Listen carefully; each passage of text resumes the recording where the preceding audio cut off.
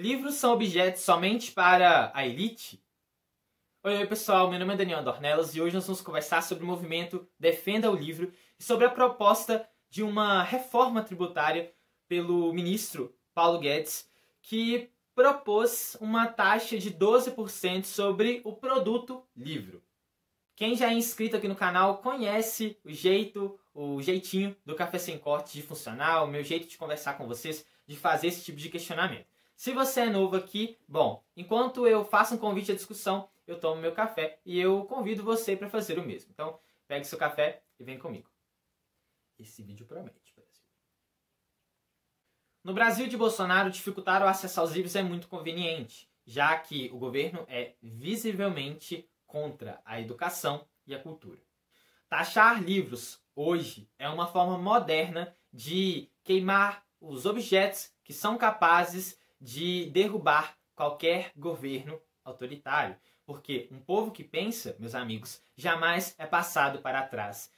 Para a gente entender a situação, vamos pensar que em 1946, Jorge Amado, o escritor que tanta gente ama, fez uma proposta para que o papel que compõe livros e revistas não fosse taxado, não tivesse impostos ali em cima daquele material. Isso reduziria o preço de produção de livros e revistas e permitiria que o mercado editorial permanecesse um pouco mais vivo. Em 1967, todo livro já não pagaria impostos e em 1978 foi garantido que nenhum estado ou município poderia cobrar impostos sobre o produto livro. Ao longo desse vídeo eu vou me referir, então, aos livros como produtos, porque sim, os livros também são produtos, assim como outros produtos, outros materiais, outras coisas que são vendidas, que são comercializadas. No entanto, há algo de muito especial nos livros. Os livros são capazes, sim, de transformar vidas, de levar conhecimento, de levar cultura para o povo. E disso o governo tem medo.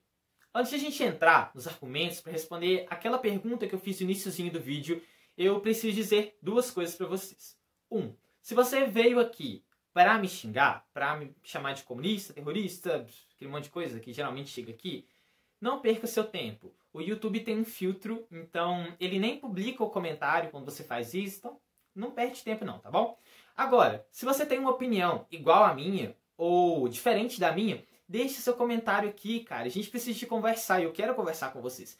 Então, deixa aqui seu comentário, deixa aqui seus argumentos. Quer me mandar uma matéria para ler? Quer me indicar um livro que vai ser legal para que eu consiga pensar um pouco mais sobre isso? Para que eu consiga me informar mais? Manda aqui nos comentários. Pode me mandar um e-mail também. A gente pode sim conversar.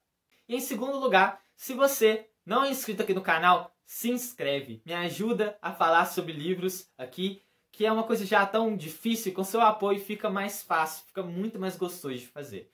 Já deixa um like aqui também. Se inscreve no canal, ativa as notificações porque isso é muito importante e compartilhe esse vídeo no grupo da sua família.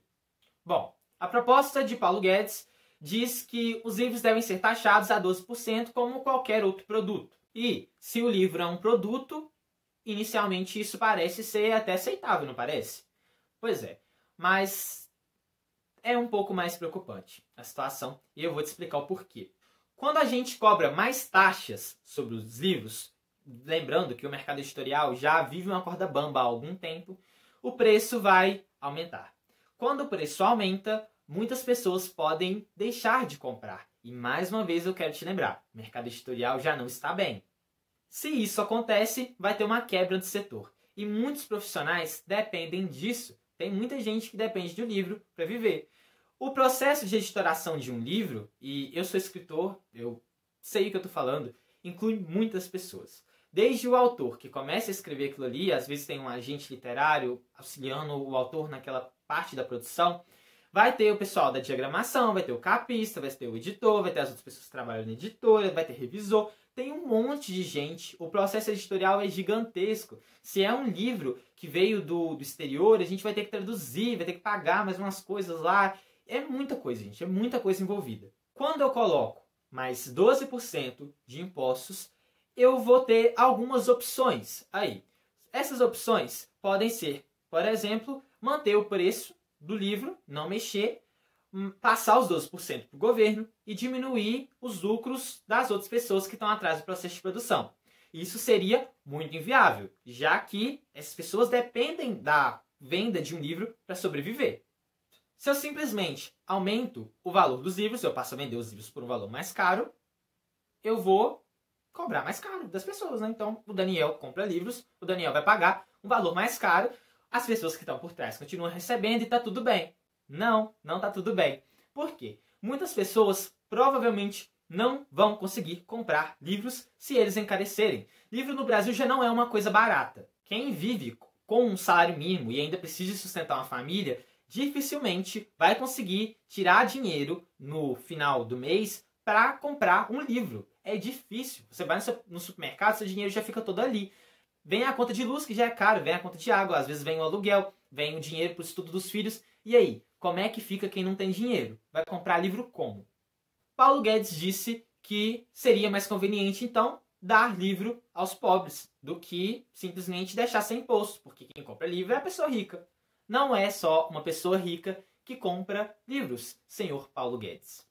Por muitos anos da minha vida, antes de estar de frente para a câmera falando sobre livros, eu comprava livros somente pela revista da Avon, porque era o único jeito que eu tinha de ter acesso a um lugar que vendesse livros, porque nem livraria tem na minha região. Mas sabe como eu comprava? Às vezes, quando se é jovem, você faz pequenos serviçozinhos e aí alguém te dá um dinheiro, alguma coisa assim, você vai juntando. A minha família também, eu estudava na época, eu estava indo do ensino fundamental, a minha família sempre me dava um dinheiro pro lanche, alguma coisa assim, e eu ia juntando esse dinheiro, e sim, eu deixava às vezes de comprar alguma coisa que eu podia comer na escola ou algo assim, para comprar livros. E era assim, ficava juntando por dias e mais dias, dias e mais dias. Tem um caso até que meu avô, uma vez ele ficou com raiva de mim quando ele descobriu que eu fazia isso, porque ele considerava um absurdo eu estar deixando de comer para comprar um livro. Não que eu estivesse passando fome, mas ele achava muito estranho que eu fizesse isso, e na verdade era só um jeito de querer cuidar de mim, porque ele ficava preocupado. O fato é que as pessoas que se esforçam para buscar cultura, para buscar conhecimento, vão sofrer ainda mais para fazer isso. E aí os livros se tornarão, sim, inacessíveis para essas pessoas. E não tem como cobrar imposto somente para as pessoas que têm mais dinheiro e não cobrar para as pessoas que são pobres. É impossível. Só que quando você simplesmente vai decidir, vamos sair distribuindo livros, você não deixa que a pessoa leia aquilo que ela quer ler, aquele livro que ela tem vontade de ler.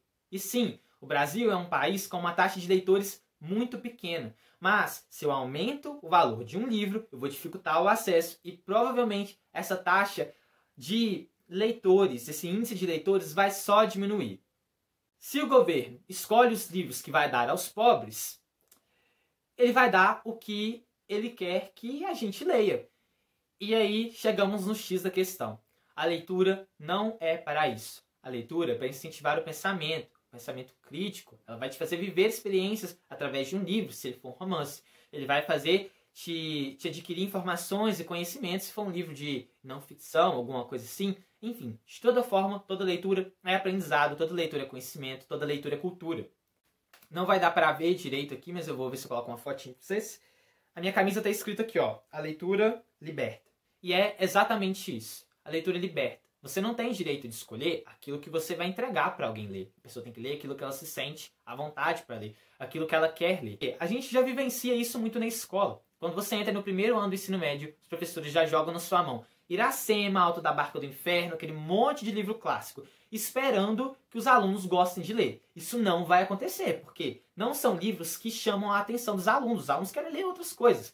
Pode acontecer de chamar a atenção? Pode, mas normalmente não vai acontecer. Pelo menos na minha experiência de ensino médio, era só eu que lia ali na sala.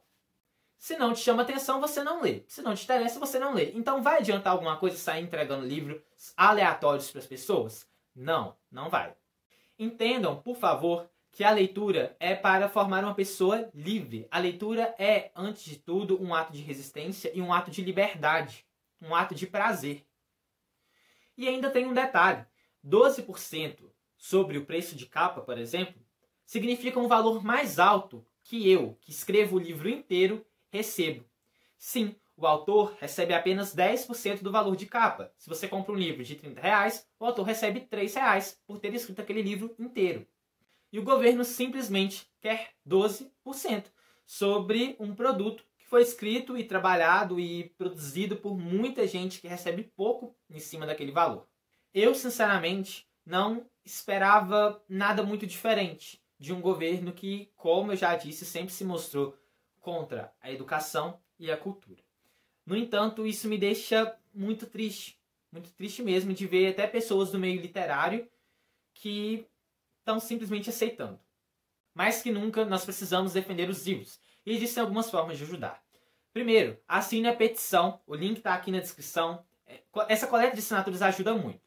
Segundo, vá para as redes sociais e compartilhe publicações com a tag Defenda o Livro, principalmente no Twitter, viu? Porque o Twitter ajuda muito nesse tipo de coisa. O Twitter é uma rede social muito evidente quando a gente está falando de opiniões. Se essa história de o livro não pagar impostos começou lá em 1946, quando Jorge Amado propôs que não se cobrasse impostos sobre o papel, porque logo em 2020 um governo democrático vai querer que os livros voltem a ser taxados? Simples. A resposta é prioridade. A prioridade do governo Bolsonaro nunca foi educação e cultura. Nunca. Eles poderiam muito bem estar procurando medidas para cobrar mais impostos sobre iates, sobre coisas que realmente são elitizadas. Eles podiam estar cobrando mais impostos aí dos bancos.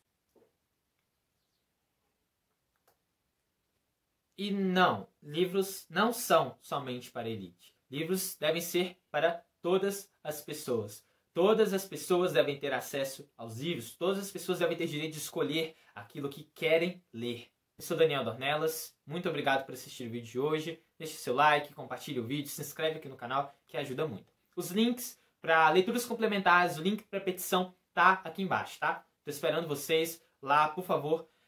Marquem os amigos, chama a galera para participar do movimento, porque é muito importante. Deixa um comentário aqui embaixo também, me diz o que você achou, me dê a sua opinião, a gente pode e deve conversar. Muito obrigado, até a próxima, tchau, tchau.